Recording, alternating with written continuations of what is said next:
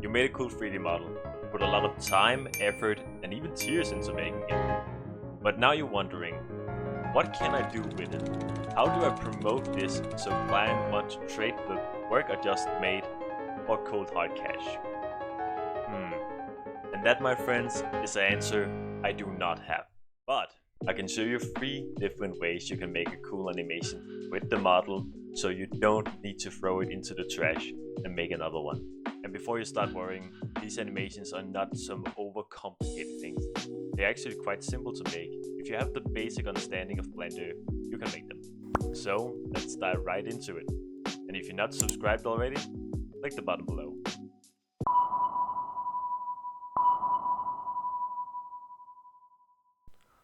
Select your object material and then insert a mix shader.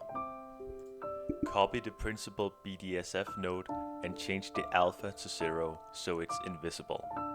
Connect it to the mix shader node. Plug a gradient texture into the factor of the mix shader node. Connect a color ramp, a mix color, a mapping, and a texture coordinate node to the gradient texture. Change the texture coordinate node from UV to object. Make a copy of the mapping node and make sure it's plugged into object also. Add a noise texture and a color ramp and plug that into the second output of the mix color node. Now we need something movable that can change between the two materials in the mix shader. So add an empty sphere and then select it in the texture coordinate node. Now you need to play around with some of the settings and some of the mapping node settings so you find where the empty sphere actually connecting with the object and transition it from invisible to visible. This can take a bit of time because it's very different from project to project, but I believe it takes a few minutes. Now you can change the noise texture from 3D to 4D to get this W scale. This W scale can actually make the noise move if you keyframe it on the timeline.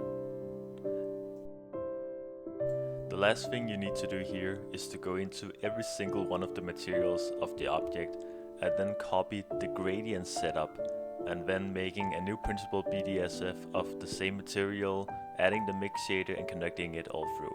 So this process is a bit time consuming, but that makes everything of the object invisible. Start by adding a plane behind the object.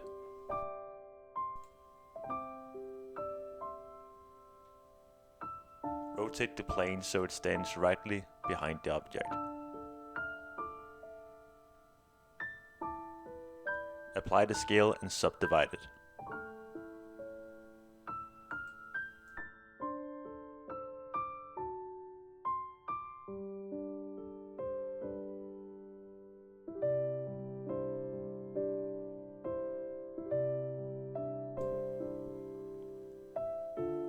Make sure the object is in the middle of the plane.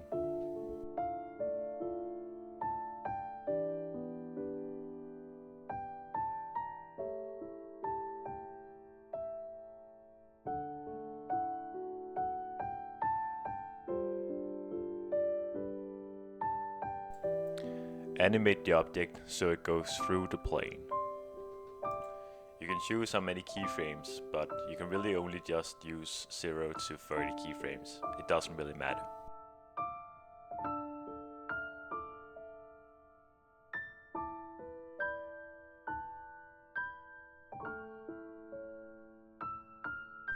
This is not a must-do step, but in my case I went into the graph editor to make the animation a bit more smooth and to make it fast in the beginning and slow down when it hits the plane.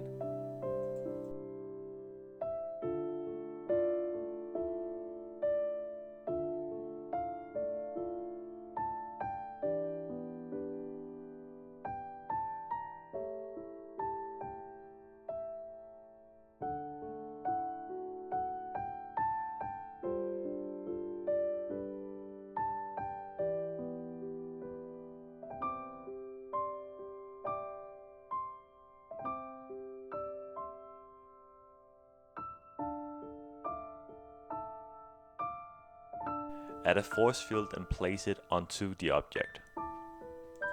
When the object hits the cloth and it begins to fold over, the force field is supposed to drag it even more closer to the object and fold it in on itself.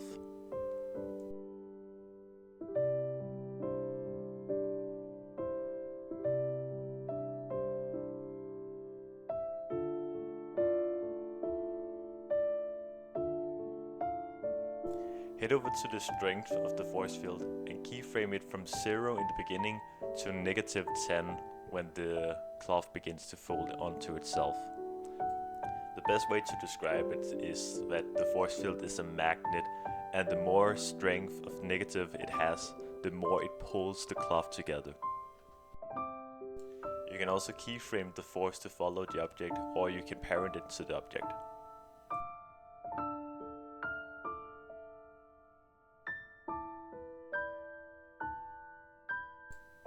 Now head over to the plane and add a cloth simulation. Set air viscosity to 0.3. Also change the weight from 1 kilogram to 0.3. Under stiffness, change all the settings from 15 to 1. And change bending from 0.5 to 0.2. Under damping, change the same 3 values to 0. And then change the bending from 0.5 to 0.05. Under collisions, you need to change the quality from 2 to 5.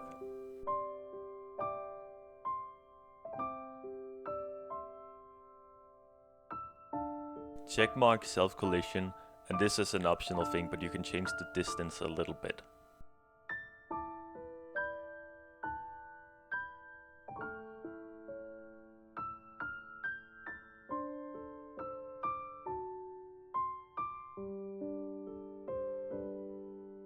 Scroll down to field weights and make sure the gravity is turned off.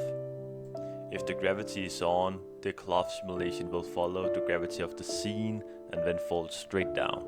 Add a collision modifier to the object. This is again an optional thing, but I like to set the permeability to half, 0.5. If your product consists of more parts of geometry, like this watch, for example, you need to do the step for all the parts that's going to collide with the cloth. I know this part is a bit time consuming, but the result will look better, and also the cloth won't intersect with the object.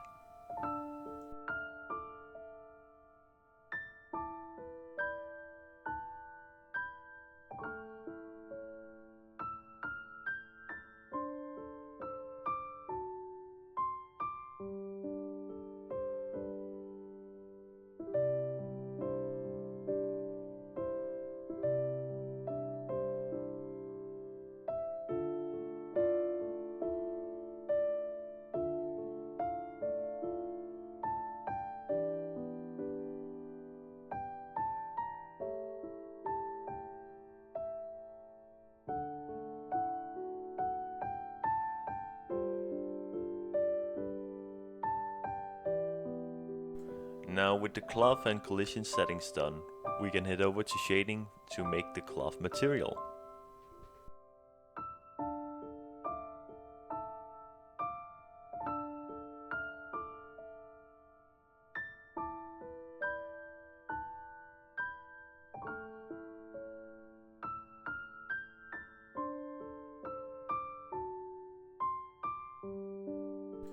Start by adding 2 bump nodes and connecting them together and then into the normal output of the principal BDSF.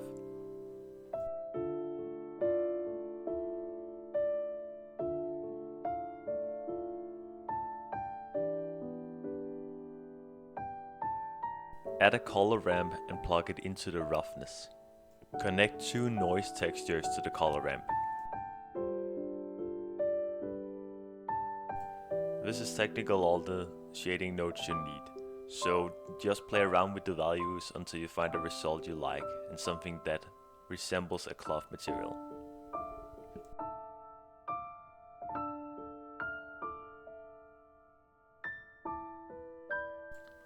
Also plug the color of the color ramp into the color of the principal BDSF.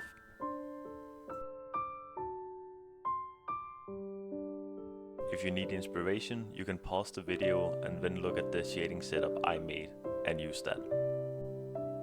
Now everything should be set up now, so try to play the animation and check if it's working as it's supposed to.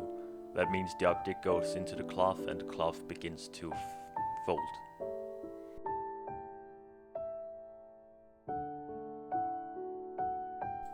To smooth the cloth material out, you can add a subdivision surface modifier to it.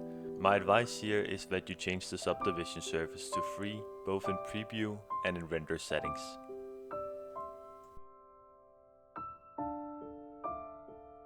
The last thing you need to do is go into the cloth and then bake the simulation.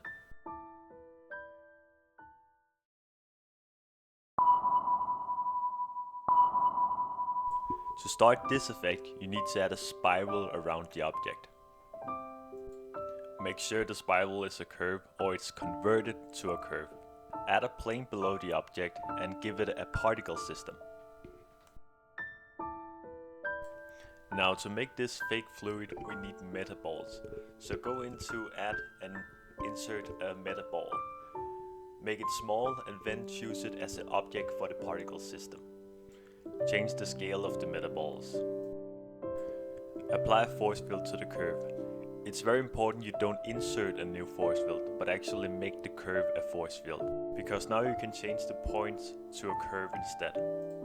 Give the strength a negative value. If the particles begin to fall down, you need to go into field weight and then turn gravity off. Now, I cannot tell you what you need to have as the strength and the flow, because it can differ from project to project. So now I just recommend you to play around with the strength and the flow until you have a result that's similar to this. Now this is the overall effect, but I recommend you to just play around with all the settings, making the scale bigger or larger, making the resolution of the meta ball bigger or larger, to just get a result that you actually think is interesting and something that assembles fluid a lot. Now to make something that looks like water, you just need to make a new material and go down to transmission and crank it all the way up and go over to roughness and change it all the way down. Now you just need to add some light and the effect is done. So now you just turned your model into 3 cool animations.